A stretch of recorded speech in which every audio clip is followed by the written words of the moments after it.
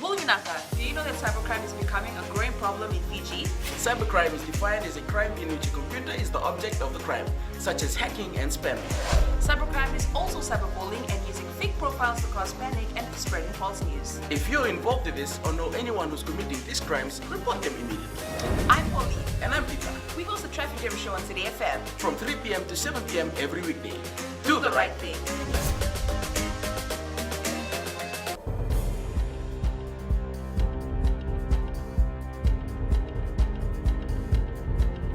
Sambulu binaka se ko ngo na Vakaleleka ni nonda tukutu ko na mbungi ndai era saba salata ki kede na leni palmendi merna bakai volataka ni berna singa ni mataka na beika kede membaleta na nondra ndaungande goni oti na kiana kila kasa mitaki ni so era basa musambutaka na bebuke enda usoli ki beira wamboti ni okatiko na vida Valongo endo na leo ni palimendi mai na sana ni mata di tu ke na leo vida mai na Tony Beisanga kana bunu bola tunde ni Fiji first aya said kayum ni sa tiu ko endo na ribote ena fai kek ye mai tuku na bunu bola lebu ni palimendi vini ana mosima lua ni sang ni rawa ni solia endo ni tuku ena ngaunongo ena singa bata ni kuwa ena ndona rau pasang bulu kapana ambak sauti era tandu mai kina nonta panua oir na wekanda na India. Goe na buku ni ngole mai kina nonta panua ena taka ni kiana mai te na ndobu ke na bunga tali na itabi.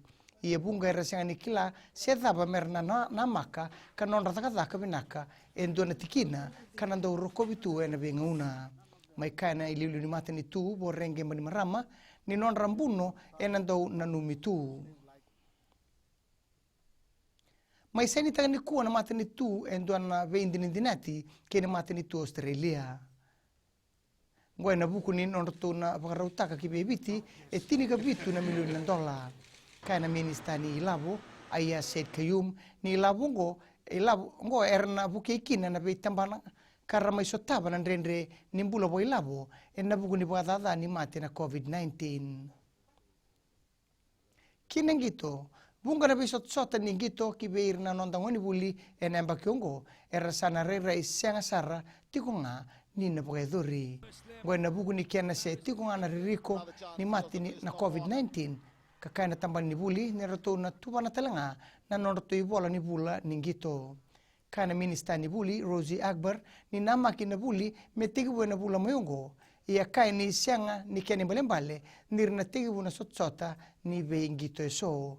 Kaya talangana songo-songo ni rugby noni ni rato na waraka ni tuba-tuba ni tambana ni buli e nabuku ni sot-sota ni rakabi. May dabekir na Vakaleleka ni nonda itukutuku na kaya na ikuri e rano na siya manastiseni na Radio Fiji 1 kinambula FM ni Vakaleng Vinaka.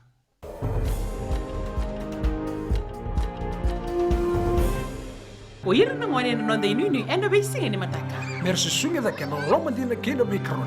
Sakena ngau na mitaro bina nora baksanga ika wala loma taki na ngone. Dhala bina oya wa meliki. Bulre oya wa Samuel Samuli. Nama kikirau enda bei mataka. Moniti kena bakarombuka. Ni wai tiri kalima na miniti me ono kina tiri na kaloko. Ena Radio Fiji 1 na ndomo ibiti.